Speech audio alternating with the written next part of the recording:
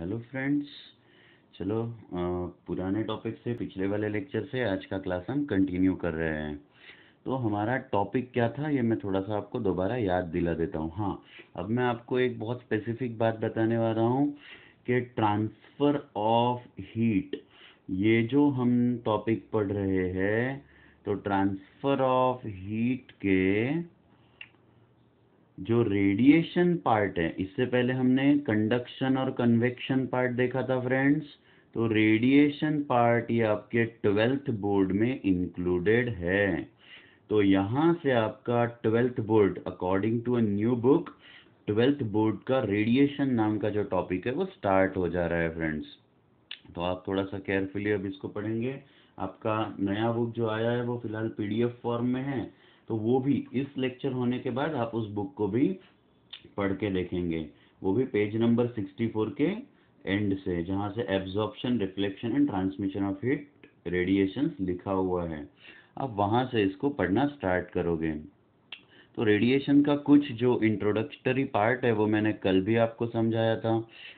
Hopefully समझ में आ ही गया होगा, बट एक बार मैं बिल्कुल फास्ट रिवीजन अब उसे देने वाला हूँ।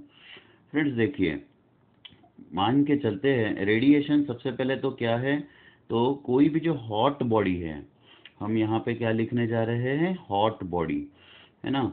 ये बॉडी क्या करती है, अपने सरफेस एरिया से एनर्जी जो है वो रेडिएट करती है in all the possible directions. सभी पॉसिबल डायरेक्शंस में ये एनर्जी जो है वो रेडिएट करती है। और यहाँ पे ये जो हॉट बॉडी का जो सरफेस है, इसने जो एनर्जी रेडिएट करी वो फ्लो होके कहीं तो भी और सराउंडिंग में पहुंचेगी ऐसे।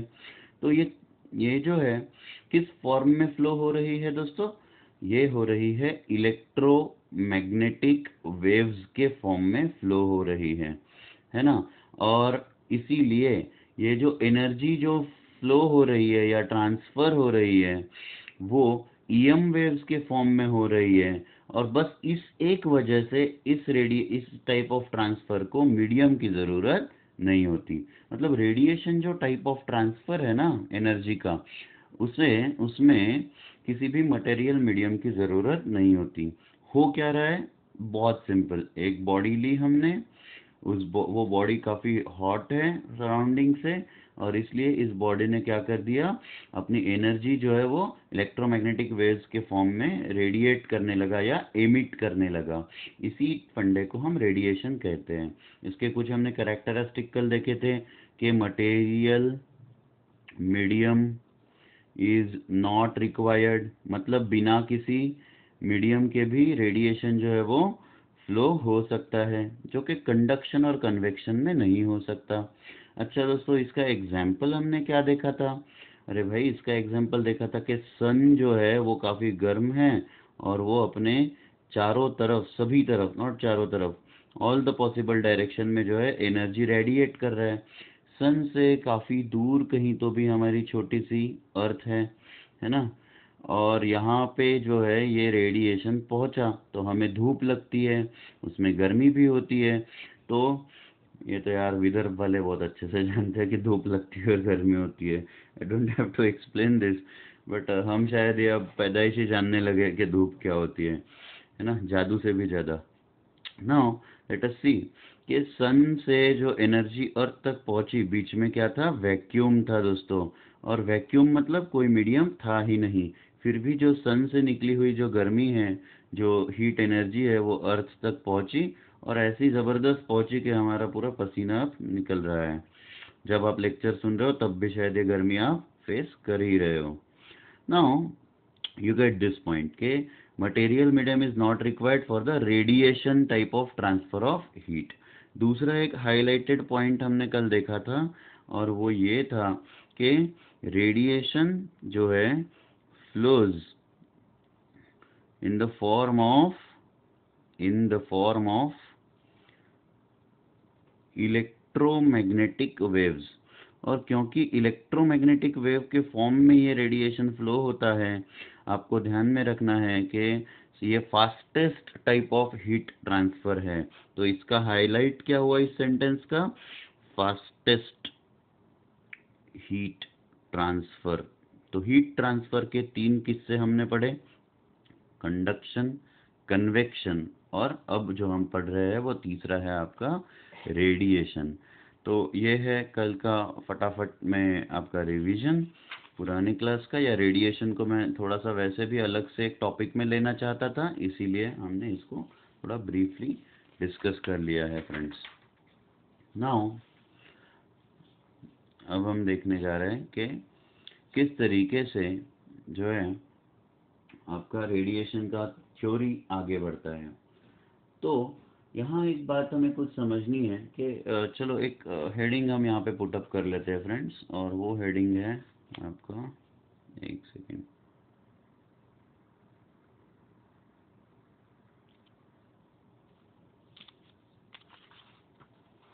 Visible clearly, fine. नाउ ये जो हेडिंग है ना आपका, ये है interaction of thermal radiation and matter. Radiation का ही सब part, interaction of thermal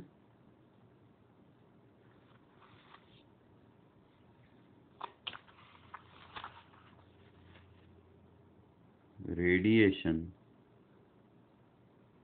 and matter.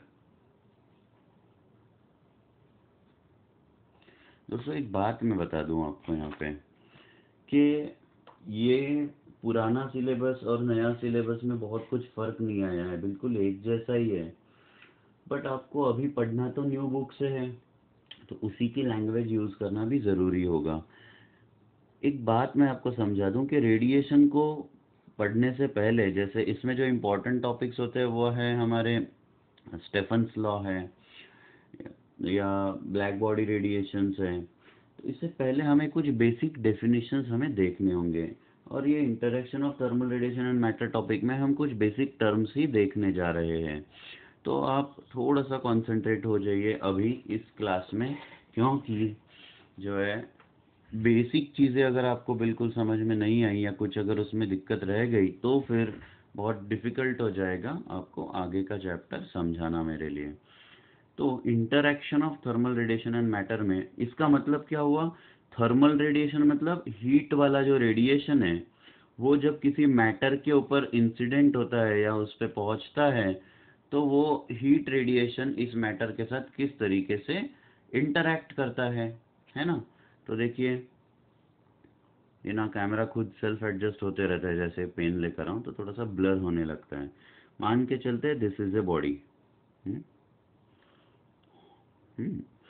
और इस बॉडी पे कोई रेडिएशन जो है वो इंसिडेंट हुआ, एंड दिस एनर्जी इज इंसिडेंटिंग, मतलब दूर से कहीं से ये रेडिएंट एनर्जी जो है वो इसके सरफेस के ऊपर गिरी। तो क्या क्या हो सकता है इसमें? 3 चीजें हो सकती है। एक तो कुछ एनर्जी ये जो है ये बॉडी एब्जॉर्ब कर लेगी, है ना। हम देखेंगे इंसिडेंट रेडिएशन, थर्मल रेडिएशन मतलब हीट जो रेडिएशन के थ्रू आई, मतलब कोई और दूसरी बहुत हॉट बॉडी थी, वहां से वो रेडिएशन निकला और वो हमारे किसी और बॉडी पे इंसिडेंट हो रहा है, गिर रहा है। तो इंसिडेंट रेडिएशन में क्या क्या हो सकता है? ये किसके ऊपर गिरा? ये किसी बॉडी के ऊपर। तो body will undergo 3 types of, या the body will have we can say 3 types of behaviour with the radiation. तो कौन से टाइप के बिहेवियर होंगे?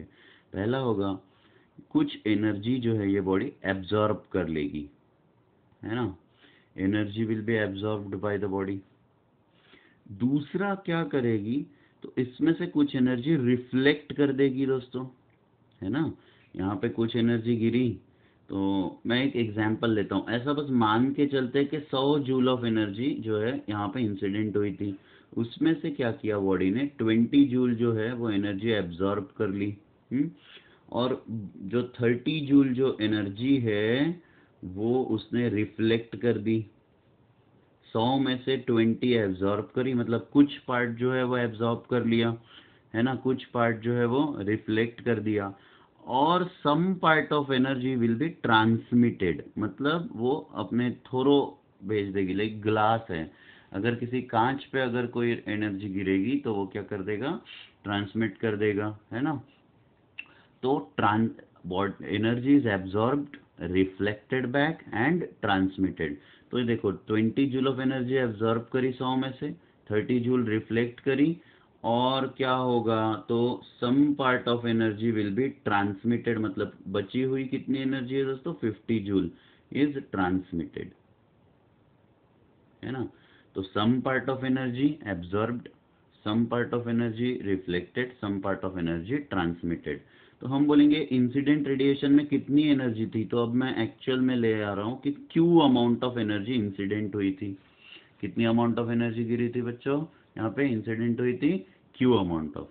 उसमें हम कहते हैं कि Q A amount of energy जो है वो एब्जॉर्ब हो गई, Q R amount of energy जो है वो रिफ्लेक्ट हो गई, और Q T amount of energy जो है वो ट्रांसमिट हो गई। जैसे ही क्यू टी सुनेंगे ना तो ये गर्ल्स लोग खुश हो जाते हैं। किसी को कोई कॉम्प्लीमेंट नहीं दे रहा हूं मैं, कोई क्यूटी फ्यूटी कोई नहीं रहता, एकदम मूर्खपना है वो। तो ये क्यू टी सुन के कोई खुश नहीं होगा, ठीक। पहला instruction while learning this topic. तो और बॉयज हंसते रहिए अपने गाल में बराबर, अरे सर बराबर बोल रहे, कोई क्यूटी नहीं रहता।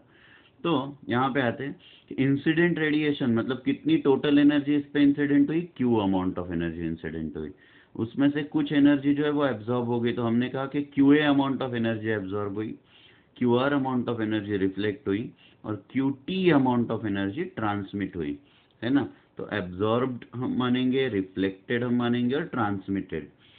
तो मतलब हम सिंपल लिख सकते हैं ना फिर दोस्तों कि Q is equal to total energy जो इंसिडेंट हुई थी, that is equal to Q A plus Q R plus Q T.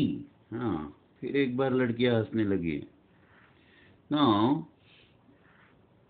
Q A plus Q R plus Q T is the total amount of energy, है ना।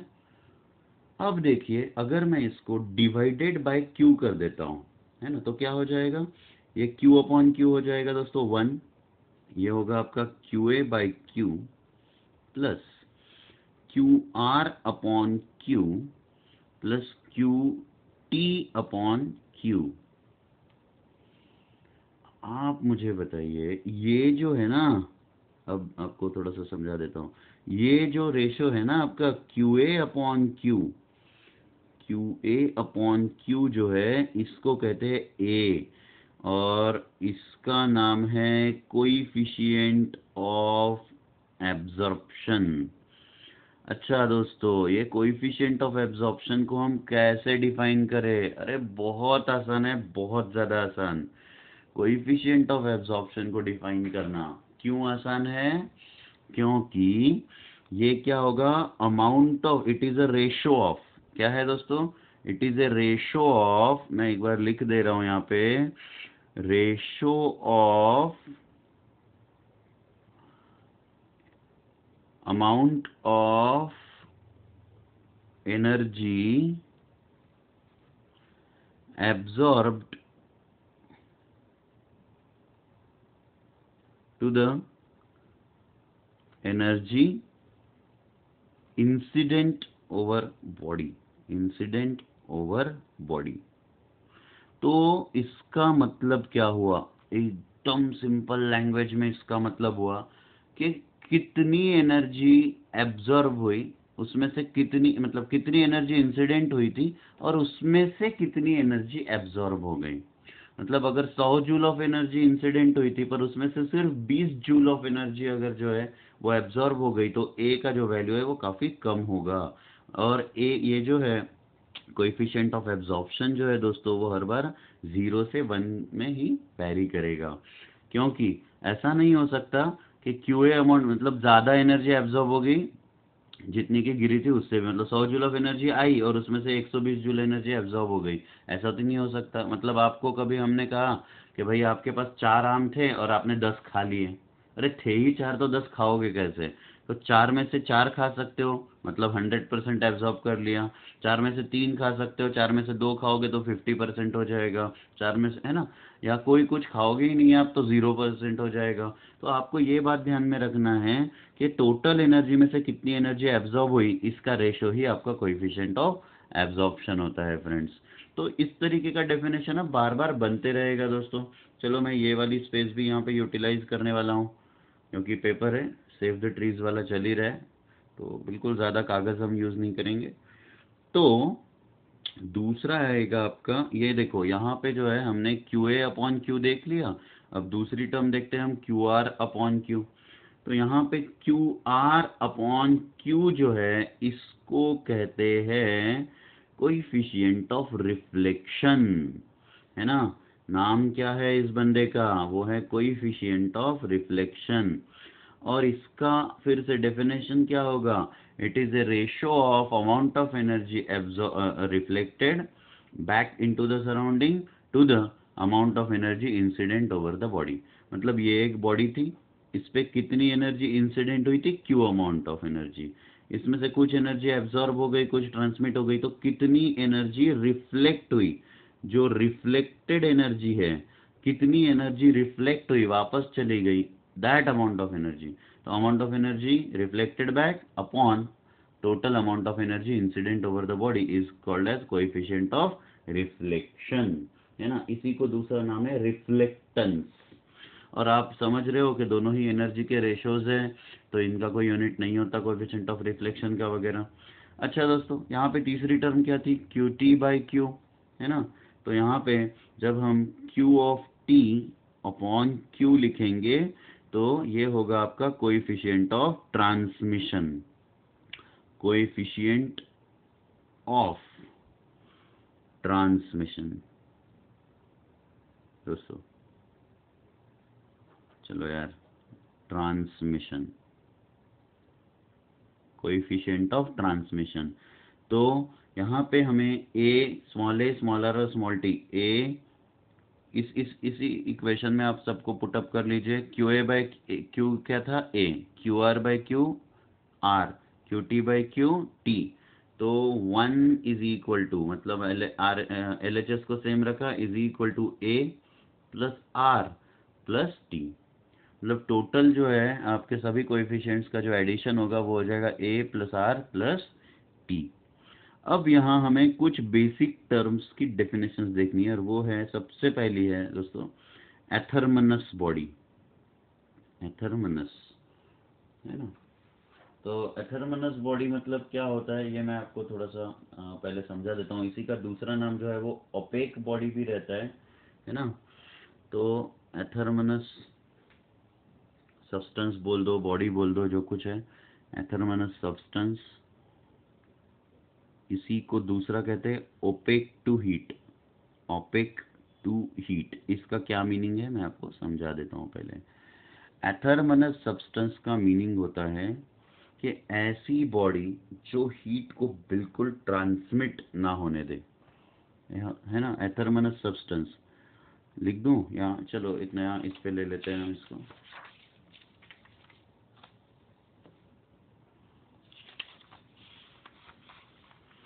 देख पा रहे हो,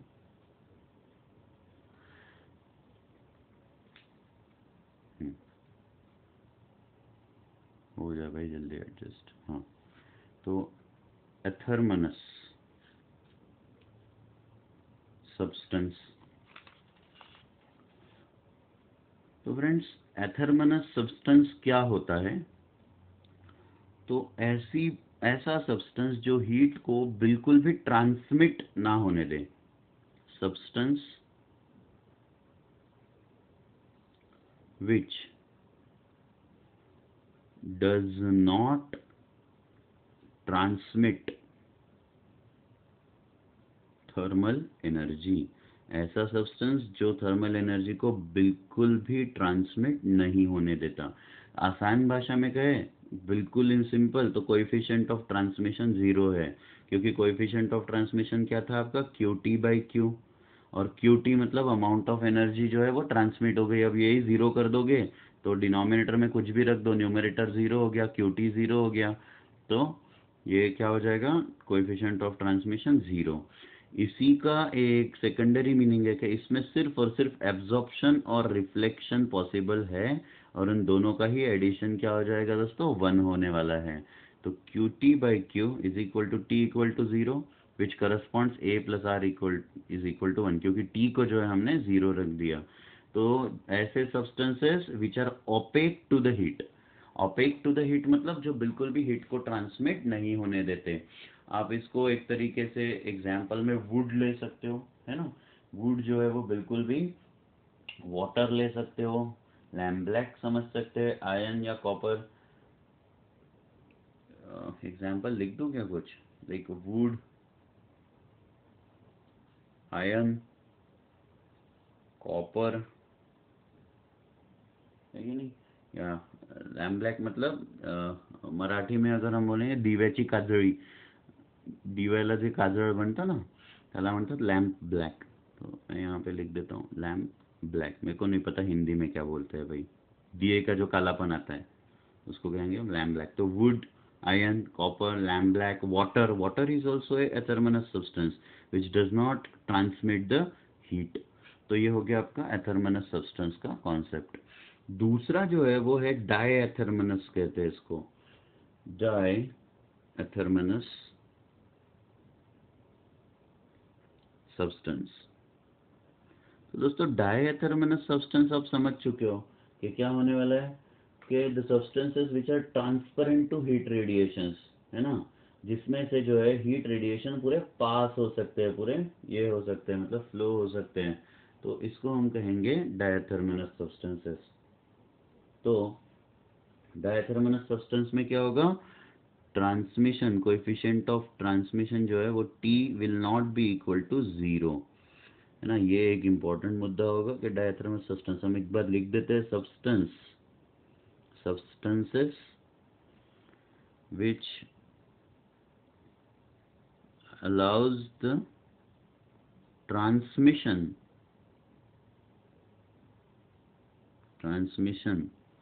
of heat। तो ऐसे सब्सटेंसेस जिसमें अगर हीट अगर इंसिडेंट होती है तो वो क्या करेंगे, अलाउ करेंगे खुद में से हीट जाने के लिए। हम इसके एग्जांपल्स ले सकते हैं, एक ग्लास मटेरियल हो गया या क्वार्ट्ज मटेरियल। क्वार्ट्ज मटेरियल क्या होता है दोस्तों, जो हम घड़ी में यूज करते हैं, है ना। Quartz material, sodium chloride, hydrogen, oxygen. तो मैं इसमें हाइड्रोजन ऑक्सीजन भी एक डाल देता हूँ कुछ एग्जाम्पल्स में। तो देखिए क्या हुआ, सिंपल भाषा में एक शॉर्टकट में फटाफट रिवाइंड करता हूँ इसको। देखो रिकैप, जैसे पुराने एपिसोड को रिकैप करते हैं वैसे ही कर रहा हूँ। एक बॉडी थी, इस पे Q amount of energy incident हुई, तो इस क्यू अमाउंट ऑफ एनर्जी के साथ क्या क्या हुआ, कुछ जो है वो एब्जॉर्ब हो गई, तो ratio of amount of energy absorbed upon total energy is QA by Q is equal to A। कुछ एनर्जी जो है वो रिफ्लेक्ट हो गई, तो QR by Q is equal to R, और कुछ एनर्जी जो है वो ट्रांसमिट हो गई, QT by Q is equal to T। इसमें से पहला कैटेगरी था एथर्मनस, मतलब एथर्मनस ऐसा मैं लिख देता हूँ, जिसमें कोएफिशिएंट ऑफ ट्रांसमिशन 0 था, क्योंकि वो कुछ भी एनर्जी को जो है वो ट्रांसमिट नहीं होने देता। और डाई एथर्मनस सब्सटेंसेस क्या होंगे, जिसमें कोएफिशिएंट ऑफ ट्रांसमिशन 0 नहीं होगा। देखो कितना फास्ट हमने रिवाइज कर लिया है। तो ये हो गया आपका कोएफिशिएंट ऑफ ट्रांसमिशन और ये सब कॉन्सेप्ट्स। नाउ फ्रेंड्स, यहाँ हम आगे क्या देखने वाले हैं, तो अब हम इसमें चेकआउट करने वाले हैं कि what is the concept of perfect black body. ये एक बहुत ही इम्पोर्टेंट कॉन्सेप्ट है, परफेक्ट ब्लैक बॉडी।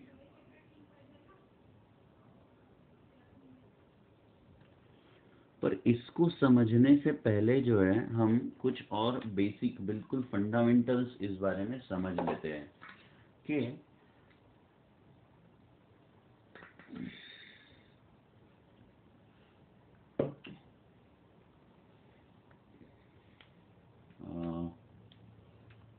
फंडामेंटल तो समझते हैं, पर थोड़ा सा इसको डिस्क्रिप्टिव मोड में ले जाना होगा कि एग्जैक्टली क्या होता है। क्या होता है ना दोस्तों, कि समझ लो कि एक बॉडी है, ये परफेक्टली ब्लैक बॉडी नहीं, एक सिंपल कुछ पढ़ा रहा हूँ कि एक बॉडी है, इसके ऊपर कुछ एनर्जी जो है वो इंसिडेंट हुई ऐसे, तो ये बॉडी क्या करेगी, इसमें से कुछ पार्ट एब्जॉर्ब करेगी, ट्रांसमिट करेगी, रिफ्लेक्ट करेगी, वगैरह वगैरह। अब मान के चल लो कि किसी बॉडी ने जितनी भी इंसिडेंट एनर्जी है उसमें से 100% एनर्जी एब्जॉर्ब कर ली, है ना। और अगर ऐसा हुआ तो क्या होना चाहिए हमारे कॉन्सेप्ट के हिसाब से, कि ये जो सराउंडिंग टेम्परेचर है, मैं कहता हूँ T0 is the surrounding temperature, क्योंकि इस बॉडी ने पूरी की पूरी, या मान के चलो कुछ एनर्जी जो है वो एब्जॉर्ब कर ली, तो क्या होगा, तो इस बॉडी का जो टेम्परेचर है वो बढ़ जाना चाहिए अपने आप। लाइक मैंने कोई बॉटल रख दिया या कोई ग्लास रख दिया और उसने एब्जॉर्ब कर ली कुछ एनर्जी सराउंडिंग से, जो कुछ इंसिडेंट एनर्जी है, तो उसका टेम्परेचर बढ़ जाना चाहिए। बट ऐसा ना होते हुए क्या होता है कि किसी भी बॉडी का जो टेम्परेचर है वो सराउंडिंग के इक्वल रहता है। इसी का मतलब है कि बॉडी जितनी एनर्जी एब्जॉर्ब कर रही है ना, मैं ये दिखा रहा हूँ कि ये ब्लू में क्या है, एब्जॉर्ब हो रही है ना, ऑलमोस्ट उतनी ही एनर्जी जो है वो बॉडी फिर से रेडिएट भी कर देती है या एमिट भी कर देती है। मतलब जितनी एनर्जी आई उतनी ही एनर्जी वापस भी वो छोड़ देता है, रेडिएट बैक, है ना, रेडिएट कर दी, एमिट कर दी, एमिट है कि नहीं, जितनी एब्जॉर्ब करी उतनी ही एमिट करी, और इस वजह से सराउंडिंग टेम्परेचर और बॉडी का टेम्परेचर क्या हो जाएगा, सेम हो जाएगा। अगर कभी ऐसा हुआ, अगर कभी ऐसा हुआ कि हीट रेडिएटेड पर जो है it is less than the heat absorbed, अगर हीट रेडिएट जितनी हुई वो किससे कम है, हीट एब्जॉर्ब से कम है, तो क्या होगा दोस्तों, तो क्या होगा, जितनी हीट ली उससे ज्यादा रेडिएट कर दी तो वो सब्सटेंस जो है वो ठंडा हो जाएगा, है ना। आप इसका एग्जाम्पल कैसे ले सकते हो कि कोई गर्म चाय की जो प्याली है या एकदम गर्म चाय जो रहती है, ये मैं कप ड्रॉ कर रहा हूँ, मेरा ड्राइंग आप बिल्कुल ना अच्छे से जानते हो, कोई नहीं हंसेगा इस पे, है ना। ये है हमारी चाय और ये है सराउंडिंग। अब क्या होता है कि सराउंडिंग का टेम्परेचर मान के चलो फ्रेंड्स T0 है और इसका टेम्परेचर T है, और T जो है वो ग्रेटर देन T0 है, तो क्या होगा, यहाँ से जो है वो हीट जो है, ये मैं बाहर जाने वाली हीट को रेड में दिखाता हूँ, हीट जो है वो ऐसे रेडिएट कर देगा या एमिट कर देगा, तो amount of heat radiated is greater. मतलब एक साथ ये चाय क्या क्या कर रहा है मैं आपको पहले समझाता हूँ। चाय जो है ना आपकी, ये कुछ हीट रेडिएट भी करेगा और उसी वक्त सराउंडिंग से कुछ हीट ले भी रहा है। इट इज नॉट लाइक कि सिर्फ और सिर्फ रेडिएट कर रहा है, वो सराउंडिंग से हीट ले भी रहा है, तो एक्सचेंज ऑफ हीट कंटिन्यूअसली चल रहा है यहाँ पे, एक्सचेंज सराउंडिंग से भी लेना और खुद भी एमिट करना। बट यहाँ होने के वाला है जो सराउंडिंग से जो हम हीट लेने वाले हैं या जो चाय लेने वाली है वो बहुत कम है as compare to radiated heat, है ना। तो मैंने यहाँ पे जो है ये सिंबल, रेडिएटेड हीट ज़्यादा चाहिए और हीट एब्जॉर्ब हो रही है, उससे उससे ज़्यादा रेडिएट हो रही है, तो यहाँ हमने देखा कि रेडिएटेड हीट जो है वो काफ़ी ज़्यादा है ना, और जो एब्जॉर्ब्ड हीट है वो काफ़ी कम है। तो इससे क्या होगा, बॉडी जो है वो कूल डाउन हो जाएगी, बॉडी कूल्स डाउन, ठंडी होते चली जाएगी एज कम्पेयर टू, एंड ऐसा कब तक होगा, until unless it reaches the atmospheric temperature. जब तक वो एटमॉस्फेरिक टेम्परेचर पे नहीं पहुंचता या सेम टेम्परेचर नहीं होता सराउंडिंग और बॉडी का, सब्सटेंस का, तब तक ये एक्सचेंज ऑफ हीट चलती रहेगी, जिसमें हीट जो एब्जॉर्ब होगी वो कम है और जो रेडिएट होगी वो ज़्यादा है दोस्तों। सिमिलरली अगर कभी ऐसा हो जाता है कि हीट जो है जो रेडिएट हुई वो काफ़ी कम है as compare to heat absorb, मैं इसका एग्जांपल लेता हूँ। ये वाला एग्जांपल को हम हॉट टी कप बोलेंगे, हॉट टी कप। और यहाँ पे हम एक एग्जांपल लेंगे आइस मेल्ट्स। तो यहाँ क्या होगा, मान के चलो हमने ठंडी बिल्कुल आइस गोला ले लेते हैं यार, बहुत याद आ रही है। नहीं, इस सीज़न में हम आइस गोला नहीं खा पाए क्वारंट ये इसके वजह से, आइसोलेशन की वजह से या लॉकडाउन की वजह से। ये तो मेरा गर्मी में बड़ा रहता है बस डेली। मतलब लोगों को शायद 100 रुपए की आइसक्रीम पसंद हो, पर मुझे तो गोला ही पसंद है, अलग अलग फ्लेवर के साथ डुबा डुबा के। इमेजिन करो, मज़ा आ जाएगा अभी, है ना। तो ये जो हमने आइस ली यार, खाने की चीज़ें मिस कर लेते नहीं हम। तो आइस जो है क्या होने वाला है दोस्तों, यहाँ पे एनर्जी जो है वो एब्जॉर्ब करेगी आइस, इंसिडेंटिंग एनर्जी जो सराउंडिंग से आ रही है। बट कुछ एनर्जी ये रेडिएट भी करेगा, ये भी हमें समझना है। But amount of energy radiated is much less than the than what amount of energy absorbed. और इस वजह से इस आइस का जो है वो टेम्परेचर बढ़ते चला जाएगा। तो हम यहाँ पे देखो, ये हम कहते हैं कि ये वाली जो एनर्जी है, मतलब जो एब्जॉर्ब हो रही है, जो ब्लू वाली एब्जॉर्ब्ड है, हर जगह पे हमने ब्लू मतलब एब्जॉर्ब एनर्जी डाली। और जो अमाउंट ऑफ एनर्जी रेडिएटेड है वो काफ़ी कम है कि नहीं। एब्जॉर्ब एनर्जी काफ़ी ज़्यादा, रेडिएटेड एनर्जी काफ़ी कम, इसीलिए क्या हो जाएगा यहाँ पे, body attains surrounding temperature. Surrounding temperature मतलब इसका टेम्परेचर क्या होगा दोस्तों, बढ़ जाएगा। सराउंडिंग टेम्परेचर जो है वो बढ़ जाएगा, है कि नहीं। तो आपको ये समझ में आ गया कि अमाउंट ऑफ हीट रेडिएट अगर ज़्यादा हो रही है एज एब्जॉर्ब, तो क्या होने वाला है, बॉडी सब्सटेंस जो है कूल डाउन। ये बहुत आसान है यार, कि जितना लिया अगर उससे ज़्यादा दिया तो वो माइनस में चला जा रहा है, या मतलब नेगेटिव हो रहा है उसका बिजनेस। और जितना उसने लिया उससे कम दिया तो उसके पास जमा होते चला गया, तो वो हीटअप हो गया। क्या जमा होना है और क्या देना है, तो एनर्जी, हीट एनर्जी। तो ये ऐसे कॉन्सेप्चुअली देखा जाए तो ये काफ़ी आसान चीज़ें हैं।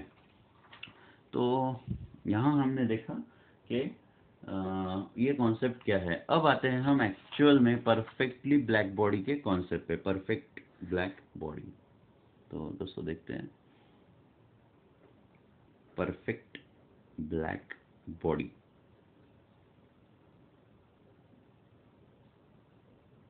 क्या है। ये हम एक इमेजिनेशन में एक हाइपोथेटिकल केस हम यहाँ पे लेते हैं कि a body which absorbs the entire radiant energy incident on it, मतलब जितनी भी एनर्जी उसके ऊपर गिरी वो पूरी की पूरी उस बॉडी ने एब्जॉर्ब कर ली, है ना। मतलब मान के चलो ये हमारी एक ब्लैक बॉडी है या परफेक्ट ब्लैक बॉडी है, this is a perfect black body. इसके ऊपर जितनी एनर्जी इंसिडेंट हुई, दोस्तों मैं क्या बोल रहा हूँ, जितनी भी, मतलब मान के चलते Q amount of energy incident हुई उसने पूरी की पूरी एब्सॉर्ब कर ली। देयर इज नो रेड, यहाँ पे मैं वापस जाते हुए कोई एनर्जी नहीं दिखा रहा हूँ, कंप्लीट एनर्जी इज एब्सॉर्ब्ड। तो हम इसको एकदम सिंपल भाषा में लिखेंगे, a body which absorbs. Perfect black body का डेफिनेशन लिख रहा हूँ मैं दोस्तों, परफेक्ट ब्लैक बॉडी का, ए बॉडी which absorbs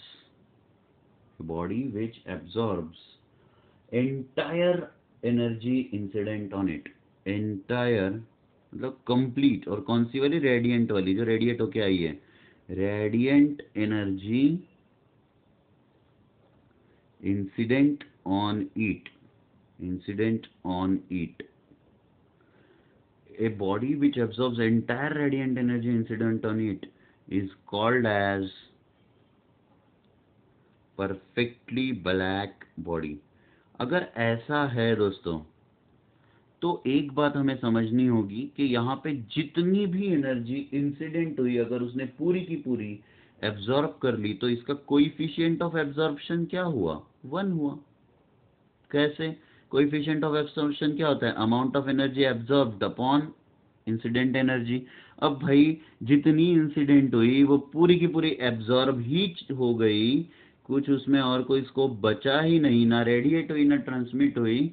तो क्या हुआ यहाँ पे, पूरी पूरी एनर्जी इंसिडेंट जो एब्जॉर्ब होने की वजह से कोएफिशिएंट ऑफ एब्जॉर्प्शन जो है वो क्या हो गया 1, QA is equal to Q, so absorption of coefficient of absorption becomes 1।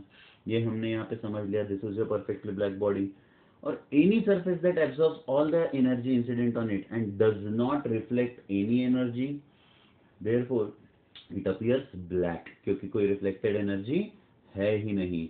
तो ये जो है आइडियली कोई परफेक्टली ब्लैक बॉडी नहीं होती, बट हम समझ सकते हैं कि लैम्प ब्लैक या प्लेटिनम ब्लैक जो है वो ऑलमोस्ट समझ लो 97% ऑफ रेडिएंट एनर्जी को क्या कर सकता है, वो एब्जॉर्ब कर सकता है। तो हम एक थ्योरेटिकली लैम्प ब्लैक को क्या कर सकते हैं, परफेक्टली ब्लैक बॉडी इमेजिन कर सकते हैं। तो हम बोलेंगे लैम्प ब्लैक, या फिर जो है आपका ये प्लैटिनम ब्लैक और platinum black absorbs 97% of incident energy, radiant मतलब जो रेडिएशन के थ्रू आ रही है इंसिडेंट एनर्जी। इसीलिए हम इसको क्लोजली लैम्प ब्लैक को या प्लेटिनम ब्लैक को क्लोजली हम क्या कर सकते हैं, परफेक्टली ब्लैक बॉडी हम इसको कह सकते हैं। अब है ना, ये एकदम सिंपल सा आपने अभी कॉन्सेप्ट पढ़ा है, इसमें कोई ज़्यादा दिमाग लगाने की चीज़ नहीं है कि भाई एक ऐसी बॉडी जिस पे जितनी भी एनर्जी इंसिडेंट होती है वो पूरी की पूरी क्या कर लेता है, वो एब्जॉर्ब कर लेता है। इसी को हम क्या कहते हैं फ्रेंड्स, परफेक्ट ब्लैक बॉडी या परफेक्टली ब्लैक बॉडी। तो इसके बाद जो है हमारा टॉपिक है फेरीज ब्लैक बॉडी। तो ये फेरीज ब्लैक बॉडी क्या है देखते हैं।